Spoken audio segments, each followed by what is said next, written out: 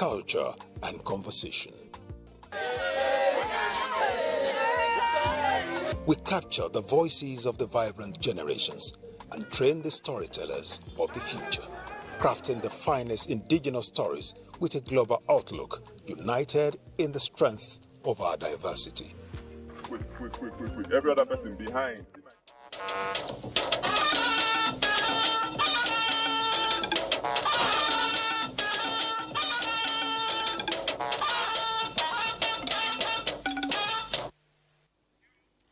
It has been a rainy Saturday here in the nation's capital. Well, not surprised, because on 7th of August, the Nigeria Hydrological Services Agency issued warning of potential flooding across 198 local government areas in about 30 states and the Federal Capital Territory, which will occur from August 7 to August 21, 2025. That is a window of 15 days. Now, just a few days before that prediction, there was another warning issued by the National Flood Early Warning Systems Center of Flooding, expected to occur from August 5 to August 9 due to heavy rainfall lasting for a period of 5 days, which may trigger flooding across 19 states and 76 locations, and it elapses today. But the rains are still coming, and communities are marked at risk of varying degrees of flooding. There was also a caution of potential disruption of over 100 major transportation routes, particularly in flood-prone areas, and stakeholders and residents have been urged to take urgent precautionary measures to avert impending dangers. Already, floods have started hitting some communities, rendering people homeless and disrupting livelihoods. Now, following these warnings, what proactive measures are state governments and local authorities taking to mitigate risk and ensure communities are safe? Tonight, the focus is on flood alert, subnationals brazen for impact, and our guest is Mr. Femi Bejide. He's a director from the Nigeria Hydrological Services Agency. And we'll bring you situation reports, of course, from across states. That will be much later, but in the meantime, thank you for joining us. This is Weekend File, and I'm Ruth Aguele. Now, before we delve into the issues, let's bring you the news.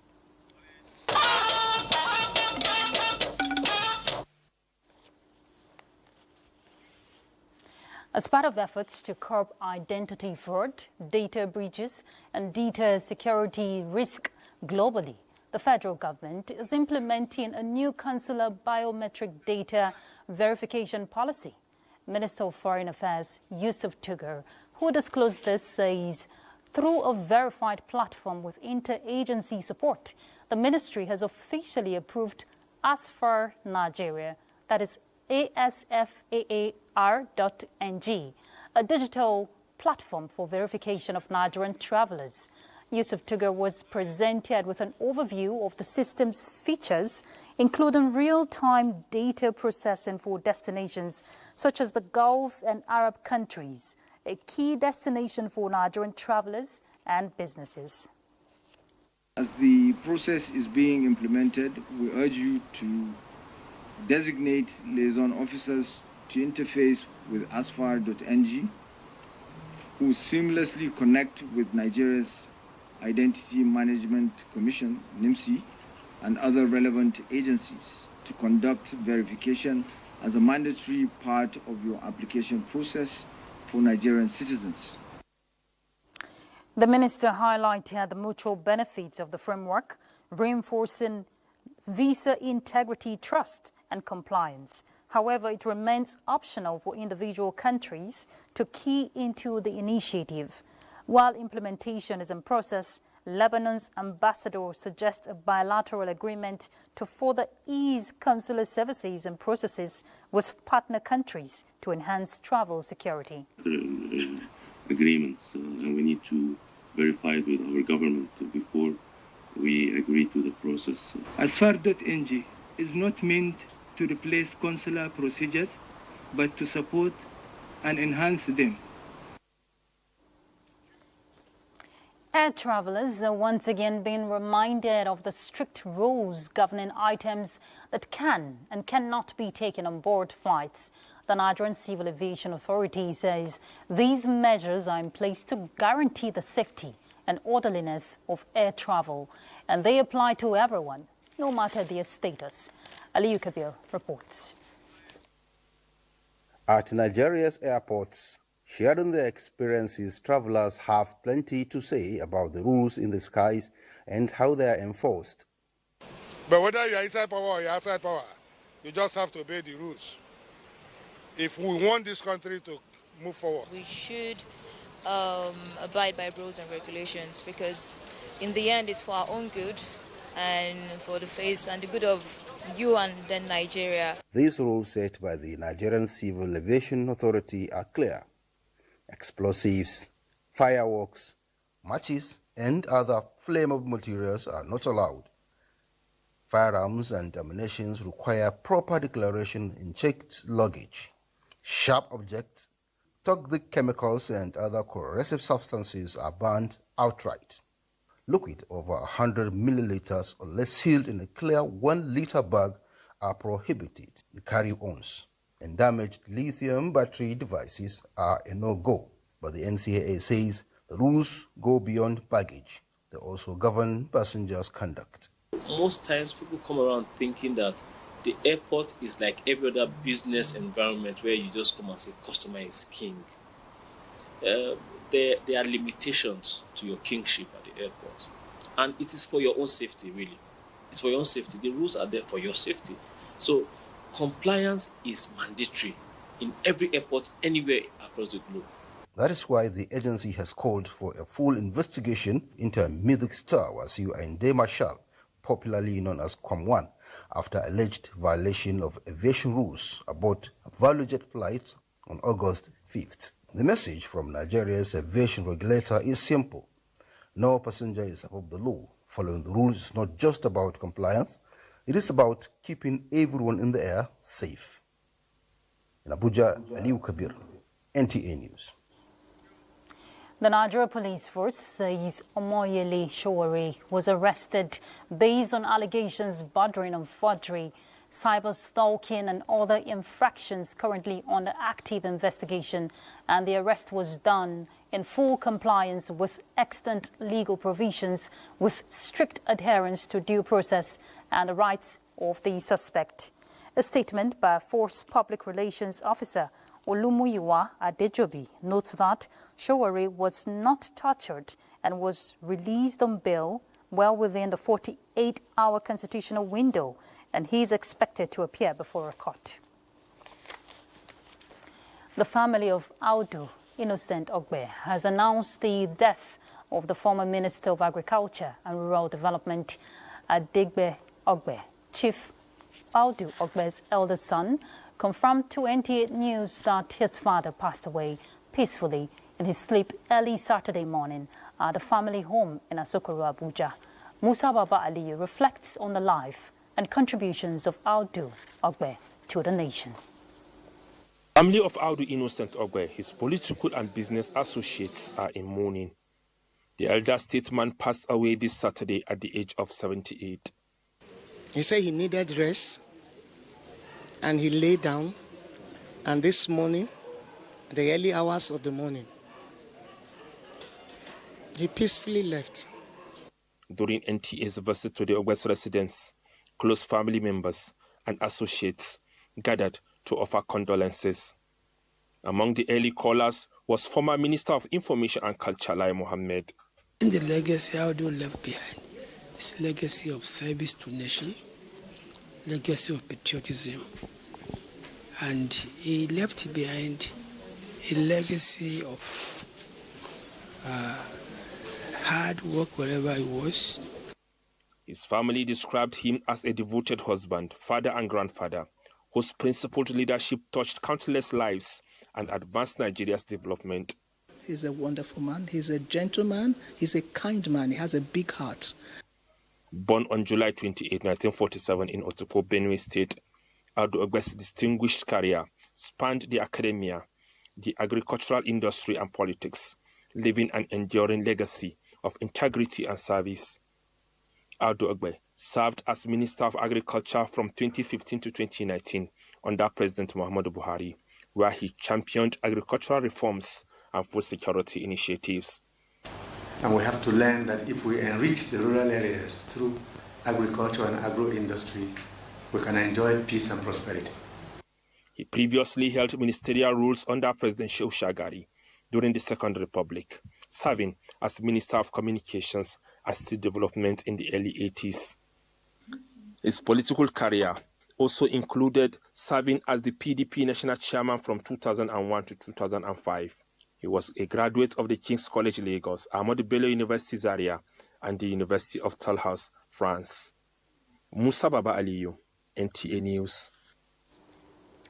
In the meantime, President Bola Tinubu condoles with the government and people of Benue State, family, friends and associates on the passing of Chief Audu Ogbe, a foundation member of the All Progressives Congress and former chairman of the People's Democratic Party. Chief Ogbe served as Minister of Communications in the Second Republic and later as Minister of Agriculture under late President Muhammadu Buhari. In a statement by Special Advisor on Information and Strategy, Bayo Onanuga, the President acknowledges Chief Ogbe's intellectual contributions to policy formulation and his articulation of practical solutions to complex national challenges.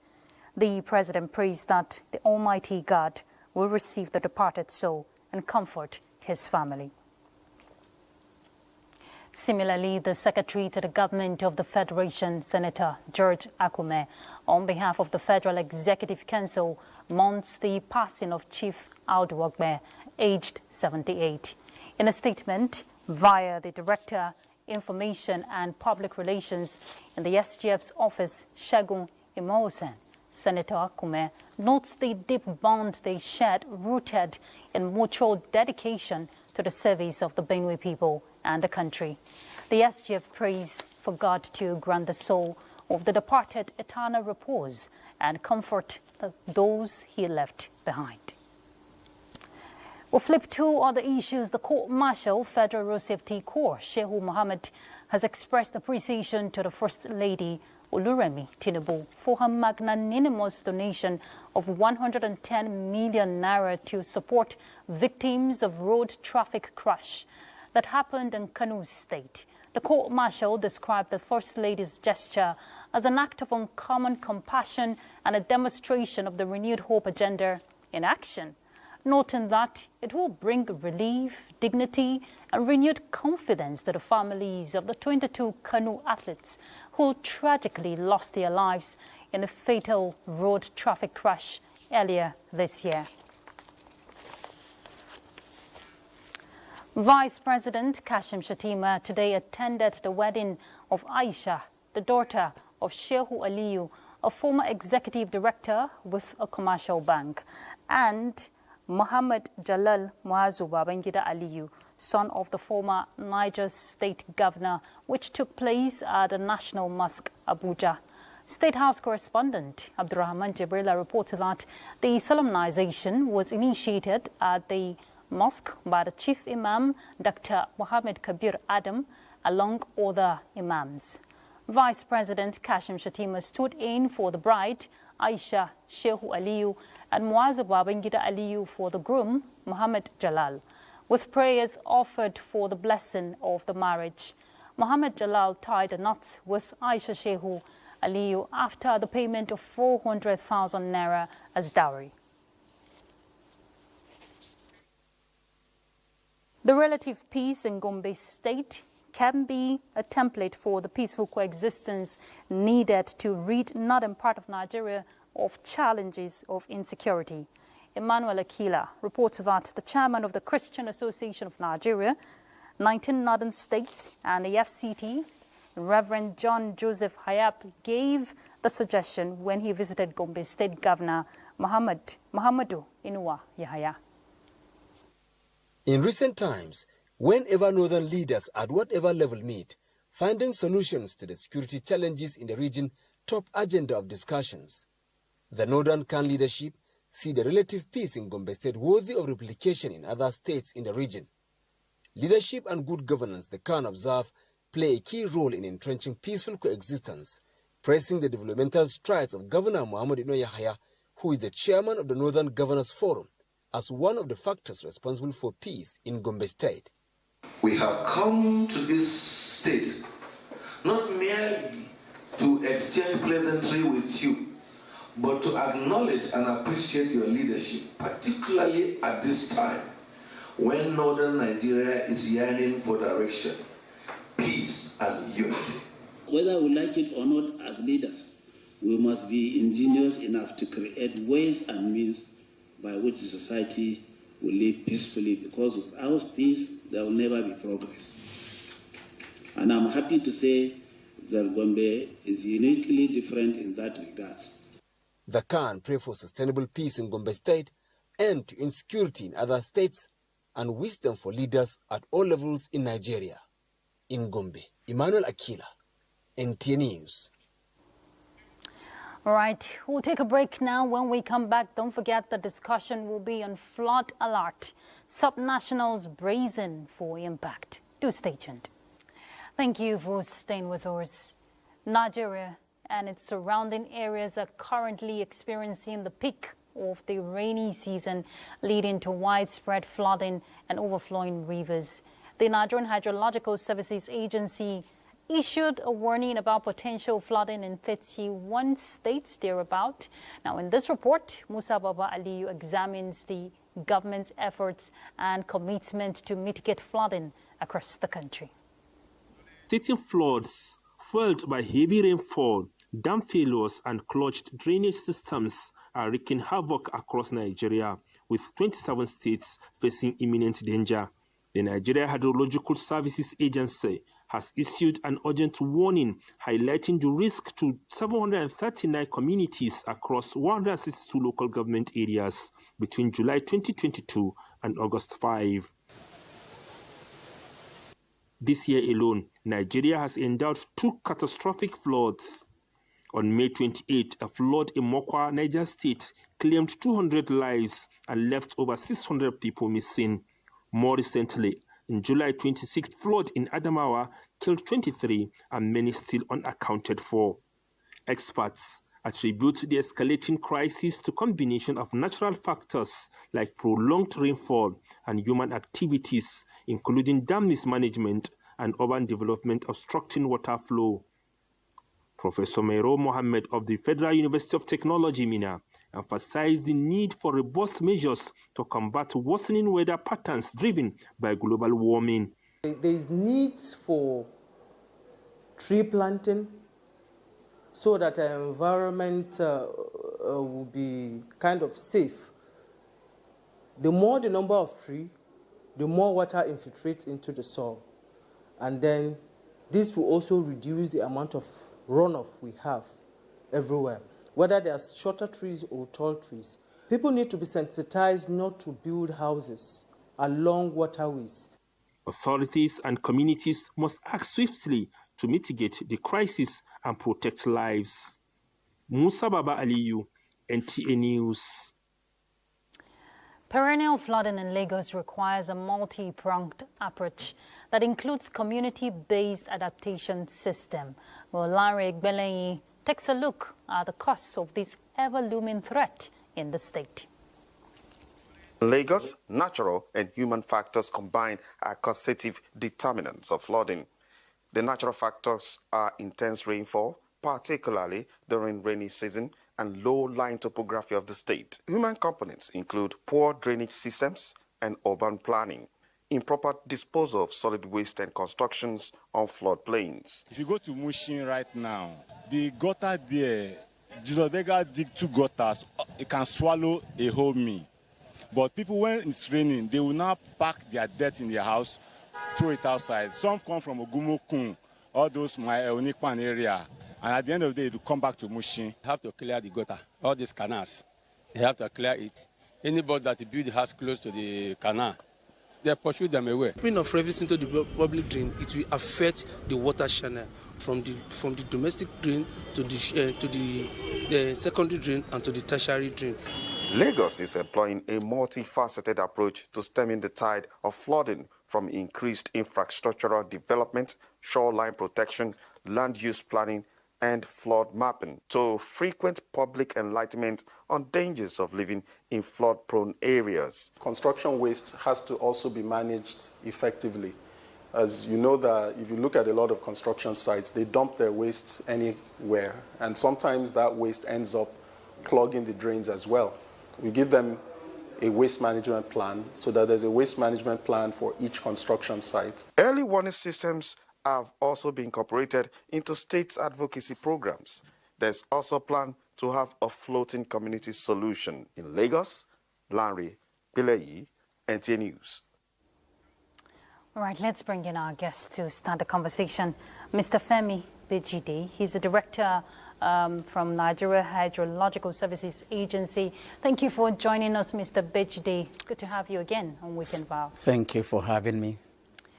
It's quite unfortunate what we just even saw from that Lagos report, seeing drainages, clogged with man-made, efforts. Instead of putting it to good use, we're seeing the negatives happen. And your real-time report, weekly real-time report, that's something that should be put into consideration for proactive measures. Yes.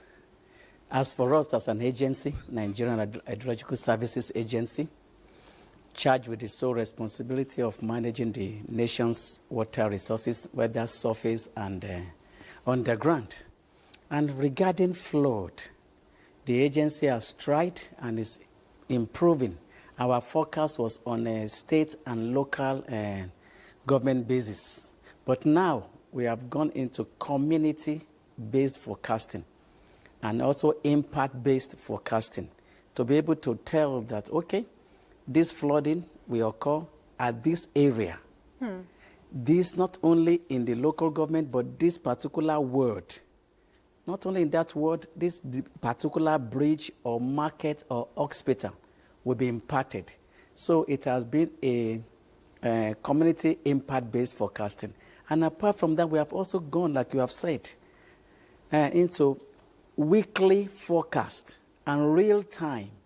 And I feel that, said to be forewarned is to what? Be forearmed. To be forearmed is to be forewarned is to be forearmed. So people should respond. The attitude of the people matters so much because they are the one that is being threatened. So people should begin to take, forgetting about maybe what they are going to get after that. It's only the living that can get anything. So your life and safety first. So we have done our part as an agency and our statutory function. We have done it and bring it that, okay, the forecast is an early warning of its own, apart from the instruments that we install at various communities to trigger when they get to the flood threshold.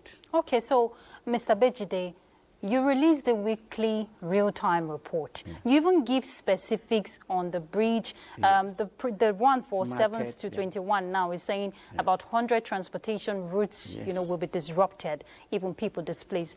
Let's look at the role subnationals can play. Do you release this document and just leave it there? What do you do, pushing this to states? Because the states are the ones that are, on target. Yes. And briefly, is part of our work also, like NISA, Nigeria Hydrological Services Agency, NIHSA. And it's also, our work also is generally put in those 5 things also, NIHSA. The N is notation of every flood and drought plain of the country, mapping it. The letter I, instrumentation of every rivers and tributaries in the country. Then the H is the question you are asking me, harmonious synergy. So we cooperate with NIMET, with NEMA, with state governors, and even Nigerian Governors Forum. We send all these documents to them, local government, SEMA and LEMA. We are cooperating together. They have it, they take our documents to prepare their emergency preparedness. That is it. But how many NEMA staff do we have? How many NISA staff do we have? In the population of over 250 million people, the people should know that they are the one to listen and to take proactive steps. Like the documentary you've shown there in the Lagos. See, the drainage are filled up with rubbish. And when it's rain again, people will come out of Gombe and pour things there again. So these are the issues. So I believe that the people, Nigerians, should be sensitized. We are doing our part, NOA is doing their part, government agencies also are doing their own part, but the people themselves should be sensitized. Flood every year is enough historical sensitization that flood will occur. So let me prepare. And we have given them the measure, flood mitigation. In our flood forecast this year, a whole booklet was devoted to flood mitigation for them to go through. Every state governors have it, local government, they have it. Okay, so but we're still seeing the floods happen, Mr. Bejide. Yes. And if you said you've dished out this document to the appropriate authorities, part of your concern or caution you normally give is evacuation should happen, evacuation should start happening, especially for those flood-prone areas that will be on red alert.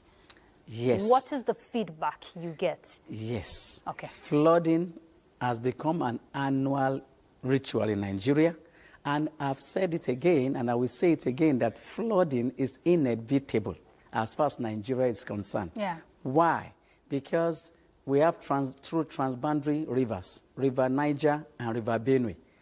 River Niger is taken through 14 countries and emptying in Nigeria. River Benue also is coming from Cameroon, emptying also in Nigeria. And looking at the vast geographical space of Nigeria, that means 923,000 square kilometers of land space and heavy rainfall. So water from the left, water from the right, and water from above, Nigeria will be flooded. So that's why we should take flooding as a national, emergency. And what do? Most of this flooding, if you watch, 80% of the flooding is flash flooding. And what do I mean by flash flooding? I mean due to excessive rainfall within a short time. River flooding has been decreasing over time. We have been able, as an agency, we have been able to manage that also because of the interaction with Cameroon through Lagdo Dam, and also NBA, Nigerian Niger Benue Authority. We have been able, the synergy is there, so the release of water and everything is controlled. But the rainfall, so what do? It's not only evacuation is a matter here. There should be a massive construction of engineering structures, dams, and we have said it that 5 dams should be built in strategic places to be able to contain these waters and also be reused for irrigation purposes.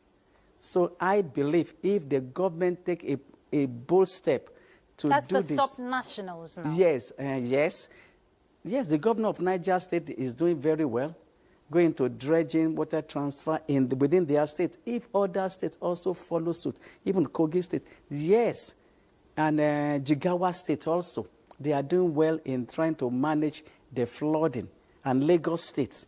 So if the subnationals and the local governments take this, then I believe, but it's just construction of engineering structures is the best solution to this problem. And if you do that, renew hope.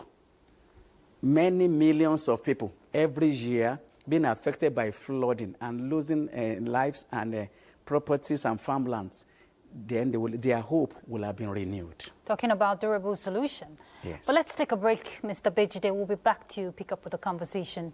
Do stay tuned. All right, thank you for staying with us. In Borno State, where the threat of flooding remains a reoccurring concern, especially after the devastating 2024 flood, residents are still haunted by the experience, with many eager to see the completion of the ongoing reconstruction of the Alau Dam, which once claimed lives and disrupted several waterways. So let's hear from Umar Jambarima.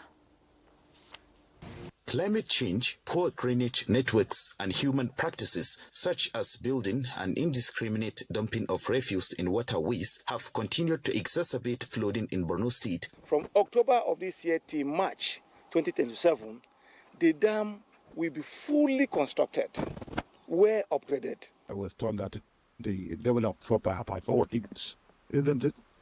Within the last few days. And we believe the volume will continue to grow. As of now, based on the engineering knowledge that we're having, we concluded that road is spot.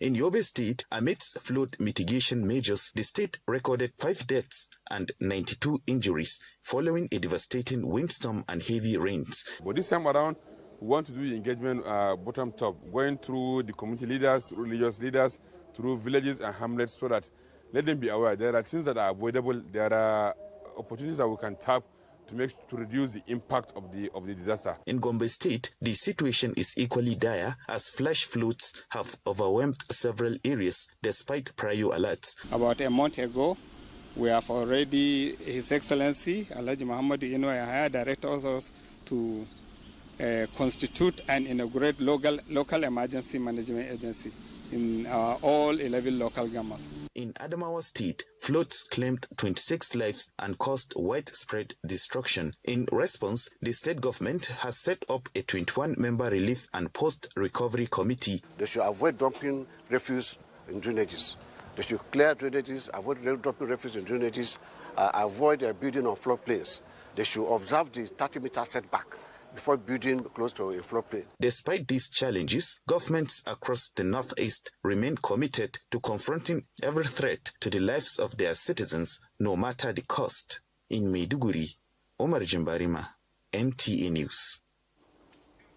All right, Mr. Bejide, you were talking about construction of dams, and we're seeing the reconstruction of the Alao Dam there in Borno State. But very important, the flood app that was introduced when the annual flood outlook was released early this year by NISA. It is meant, to show real time on the dashboard when a flooding is occurring. Am I correct? Yes. So are people taking advantage, especially emergency responders, to act swiftly when an incident occurs?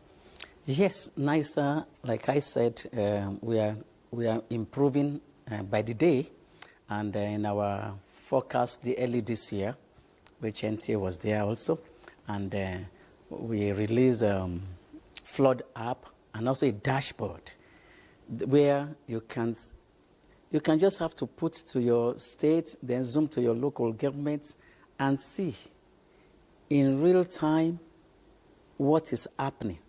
And we didn't stop at that. That's what I'm saying. We follow it up also as a continuous reminder weekly. There is nothing as good as this week. If you are going to pass through this road, it can be slightly flooded. If you are going to pass through this area, it will be heavily flooded, and this market can be impacted. These are early warnings. Early warning. And then I'm trying to let Nigerians know that government through the agency is doing their utmost possible best, all for their safety. What they need to do, the NISA is there, the dashboard is there, even on Twitter handles, on social medias, you can just go there, nisa.gov.ng, and you will see all these things there for your own safety. So are people supposed to have this app on their phones? Yes. Okay. Before I leave, I will just give it, even the social media handles. You can go there, you will see it. It's there. It's for them at their own convenience, even just to test. Let me see whether this is working or this. You just look through and you see it there.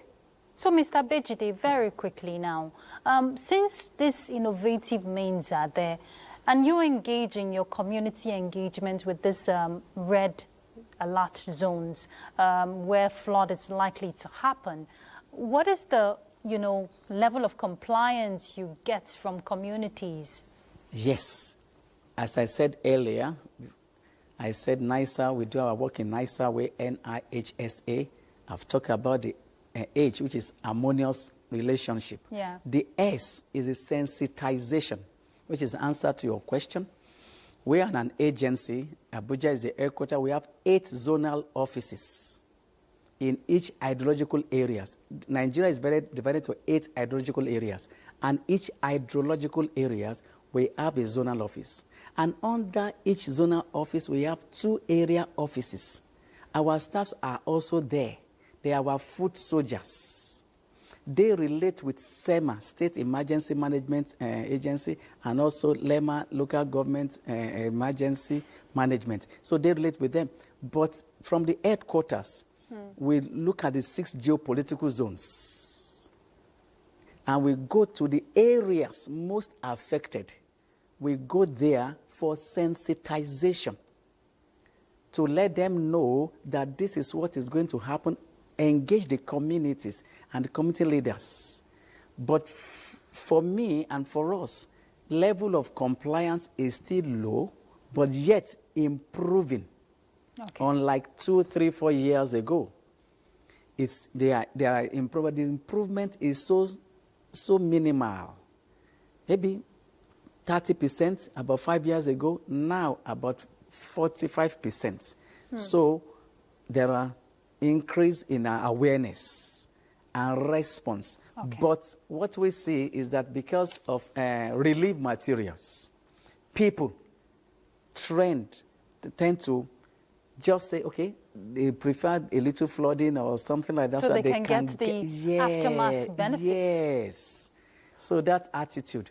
And also now, you know, this is floodplain, and it has been marked for floodplain, and you have been told, move. Okay. And remover to move. So Mr. Femi Bejide, we'll continue the advocacy. Yeah, we'll just, you know, as NTA, we'll do our part, and I'm sure NISA is doing its part and other agencies. Yes. And we hope that the right thing will be achieved. Thank you very much for coming on Weekend File. Thank you for having me. All right, let's take a break. We'll be back. Thank you for staying. And next will be Sports Update. Francesca is on Sports Update. Hello, Francesca. Good to see you. Hello, Ruth. Good to see you too. Welcome to Sports Update. Nigeria's senior men's basketball team, the Tigers, have departed the country for Angola ahead of the 31st edition of the FIBA AfroBasket Championship, scheduled to begin next week. Drawn in Group B alongside Tunisia, Cameroon and Madagascar, the Tigers are set to battle some of the continent's finest team as they aim for championship glory. To football, Nigerian champions Remo Stars will begin their 2025-2026 CAF Champions League campaign against the familiar pairing for Nigeria clubs US Zelamandru of Comoros in the preliminary round. While Remo Stars know their path, fellow Nigerian representatives Rivers United must wait for the conclusion of DR Congo's Lino Foot League to know their opponent. Meanwhile, in the CAF Confederation Cup, the age-long Nigeria-Ghana football rivalry will be reignited as Asante Kotoko hosts Kwara United in the first leg, with Abia Warriors trading tackles with Malian side Joliba Athletic Club in the first preliminary round of matches. Elsewhere, former Super Eagles forward John Utaka has been appointed head coach of ASPTT Montpellier Feminine. The 42-year-old will enjoy the successful playing career in France with Montpellier HSC, and Rennes takes over ahead of the 2025-2026 season. Utaka holds the UEFA A license badge and had worked previously as a youth coach and had interim stints at Montpellier HSC's academy. Away from Nigeria, Slovenian forward Benjamin Šeško has been announced as Manchester United's latest transfer, coming in from RB Leipzig for a reported €85 million deal on a 5-year deal. The Red Devils submitted a bid for RB Leipzig earlier this week, with Šeško preferring the move to Old Trafford rather than to Newcastle United, who were also keen on his services. He is United's third major signing in attack, following the rivals of Matheus Cunha for €62.5 million and Brian Mbeumo for €65 million, with €6 million in add-ons. But as the size of a package, it's back to you, Ruth. Thank you very much, Francesca. Let's do the weather together, right? Welcome to Sunday's weather forecast. An exiting weather system is expected to bring early morning thunderstorms to parts of Sokoto, Kebbi, Niger, Adamawa, and Taraba, with morning rains possible in Ebonyi, Akwa Ibom, and Cross River State. As we head into the afternoon, isolated thunderstorms with moderate rains are expected in Adamawa, Taraba, Borno, Bauchi, Kaduna, Kano, Jigawa, and central cities. Additionally, rains are likely in inland and coastal cities of the south. And that's all for now from our weather forecast. I'm Sefia Senginusa. Thank you for watching.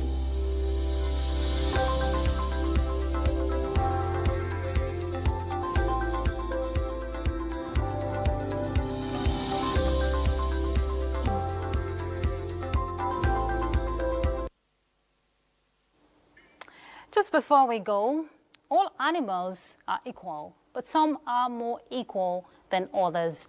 That is George Orwell's version in his literature, The Animal Farm. Interesting book, but more interesting, lions are the kings in the animal kingdom, and of course in the jungle as well. But even those at the top of the animal kingdom need help. Well, tomorrow, August 10th, is World Lion Day, yes.